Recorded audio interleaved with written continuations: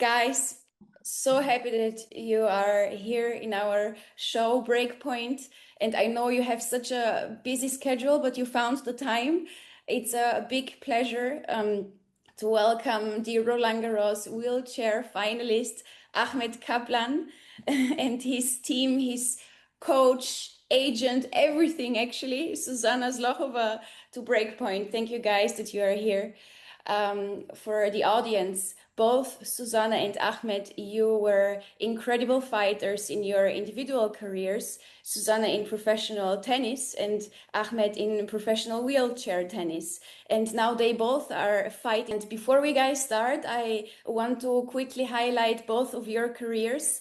Let's start with know each other. Actually, since the probably very start of our professional, you have had a remarkable tennis career behind you for so many years with so many great 281 in doubles, and you have won 14 titles in singles and 15 titles in doubles, among many, many other great achievements. And Ahmed, you have achieved already 12 career titles in singles and 6 career titles in doubles.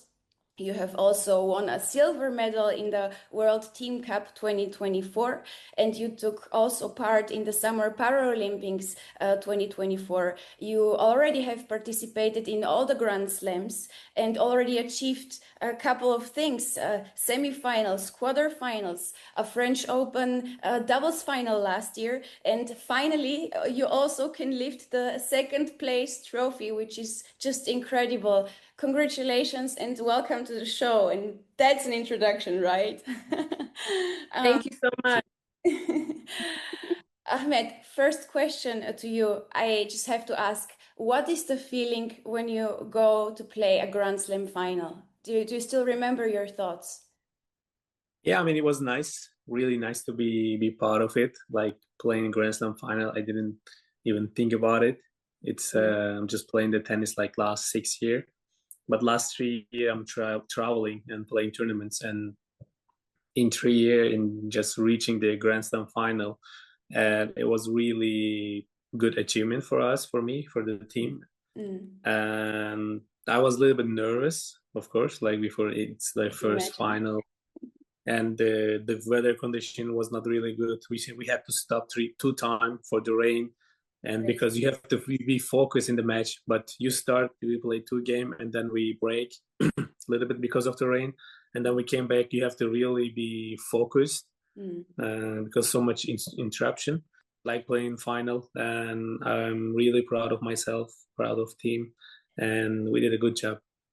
Really, you have to be proud of yourself. And Suzana, do you remember your thoughts? And you was such a fighter on the court back in the day. Do you recognize some of this fighter spirit now? Lucky because Ahmed is a fighter from the beginning, and since I met him, he was a fighter. So it's inside of him, and I'm really glad that he could experience his first ever Grand Slam final, and I could be there. And I just hope that he could enjoy it and have fun and just take the experience from this match. Joy, it's such a good word, actually. We really have to learn also to enjoy our moments. So it's such a big moment, I can imagine. You have to capture it, really. And let me ask you, Ahmed, I heard that you started actually with wheelchair basketball and then you switched to tennis. Is that true? How did your story start? So after my accident, I didn't do any sport. I just back to my normal life, like school and everything. And then at that time, I was watching the wheelchair basketball team for a national team, a Turkish team. So they were really getting like good success, like a lot of tournaments they were winning. So I was like, maybe I should do some sport. So I was like into basketball. I was like, let's start it. So in my town, it was a one club. So I started with them like 3-4 months. I was going to practice, but they had to close the club because of the financial reasons. And I was like, what am I gonna do? But my team captain, he told me I can do some individual sport. I was like, what do you mean? He was like, you can try tennis. And then I started tennis. It was just like a coincidence. Wow, And so it's now destiny that leaded you actually to that journey, which is great, great. So better that they closed the club actually. yeah, So now you can lift trophies on Grand Slams, which is so cool. yeah. And Suzana, what was your favorite surface back in the day? And is it also Ahmed's favorite surface? Like, what are your guys' similarities that you guys see? Yeah, I Also think maybe. both of us, we love clay court, because we grew up on clay, like Yeah. most of the European players. So it's actually funny because when Ahmed is playing on hard court, he's that quick that he prefers actually grinding on clay more. So I think that's really interesting. Interesting, yeah. And I also love sliding on clay. So I think we both enjoy the same surface. Really cool. And when does the active training process before a Grand Slam tournament start? And physical preparation and on-court preparation, what is the balance that you guys are usually searching for? Both of you. It's a question to both of you, actually. What do you guys think? What's more I mean, important? we decide before the tournament, like how many tournament we will play, because we had like some lead up events before the tournaments, like before the Grand Slams, like 1 or 2. And then we are looking for like how many weeks we're going to be playing. And then we want to show the best performance during the Grand Slam. Yeah. So sometimes we are like going like slower and then like going like higher, like Depending the on the performance. moment.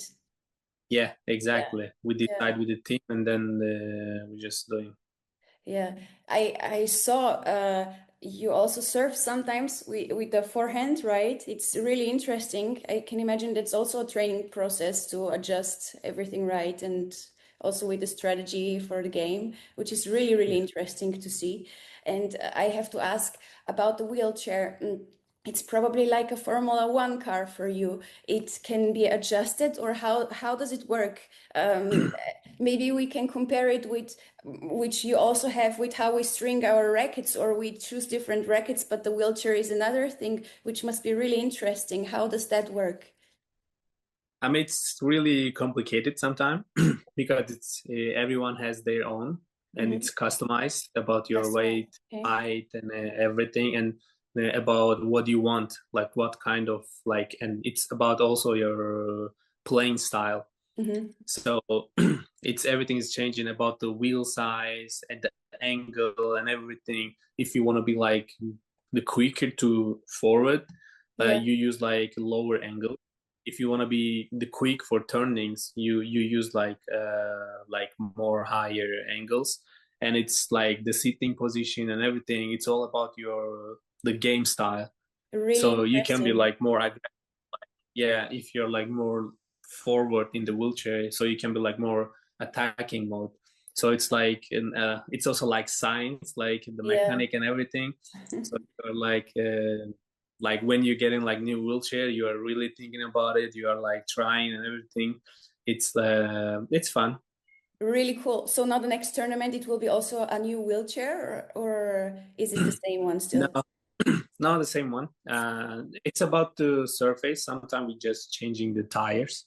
I was just going to say, it's maybe the lucky one, though. You have to take the same one, right? Because yeah. And we are using the same wheelchair like long time. Like it's up to players. Like some of them like playing like 5-6 years. It's up to if there's any damage or something, or if it's still going. I mean, you're just using. Just only the difference is like sometimes we are just changing the small tires if it's going really bad, and about the surface we are changing the big tires. So if it's like clay court, we're just using like more the thicker one, so you can just like be touching ground, gripped on the ground, so it's better. And for hard court, you're just using the thinner one, so it's easy to. Really interesting, yeah. And also because you said it's connected with the surface. Do you think there's anything that can be improved in wheelchair tennis? Maybe a new surface or something that maybe the audience doesn't know? What do you think? I mean, all tournaments, if it's all the clay, I will be okay. every tournament on clay? Okay, that's a thing. I'm just joking. It's fun, every surface, and it's like different. Like grass is like difficult for us, like because of the wheelchair. it's tough to ride the wheelchair, and you shouldn't stop in the wheelchair tennis. Like you have to move all the time, because the first push is really like hard, and like you are losing a time, so you are all the time moving. But in grass, if you're moving all the time, your shoulders are killing you. I remember last year in Eastbourne in the final, I was getting like a lot of cramp. I couldn't even like move. I was like 10 minutes in the middle of the court. I was just struggling because like so much pushing, it's just affecting you a lot, and it's hot, and your shoulders are getting tired. And but the things are what should improve. Like it's like more about the tournaments, like the scheduling and everything. We have a little bit different than ATP and WTA. It could be better scheduling. We need like more fans, because people don't know about like wheelchair tennis. Also, that's a problem. Like, and it's so interesting to watch. So I am sure it will come with more and more matches for sure. And now you already have the experience. So now you're with a good wind going to the next tournament, and I'm sure that you will have victories and success. And also, how does the logistics go? I can imagine for the travel, it's also quite complicated with the wheelchair, right? You have to take care of it. There's so many different factors that include this sport, actually. That it's like it's a little bit tough to travel with the wheelchair. And mostly they're throwing in the airports. You're getting with a lot of damage. Sometimes you're losing the tires and stuff. Sometimes they're losing, like it's going like completely somewhere else, like other side of the world, and you have to wait for it. And you're going to the tournament, like you cannot play with someone else's wheelchair, because it's your wheelchair and it's customized for you. So it's a little bit trouble, but complex for now, things around. It's not only the game to prepare. And guys, also one last question that I want to ask all of our guests in Breakpoint. Tennis can be an emotional roller coaster sometimes. We all have so many different emotions that go through our mind during matches. What do you guys think, both of you? Are emotions on court a good thing or a bad thing? You prefer to ignore them, or you prefer to accept them on the court? What do you think it's better? Suzana, maybe you. I think emotions are important. I think it's good if you have emotions. That's definitely good. I don't think hiding it or suppressing it is a good thing. But you have to handle it and not go over the board with it, because if you just lose it, then it's going to affect your game and it's going to be worse for you.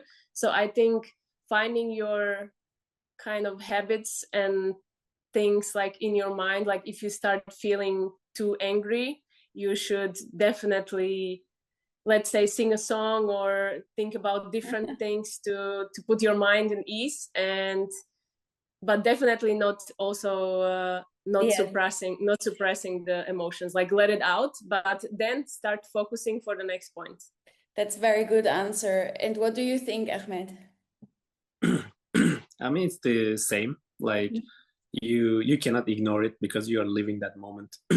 Of course, you will be sometimes sad, sometimes happy during the match, but sometimes you have to really accept it.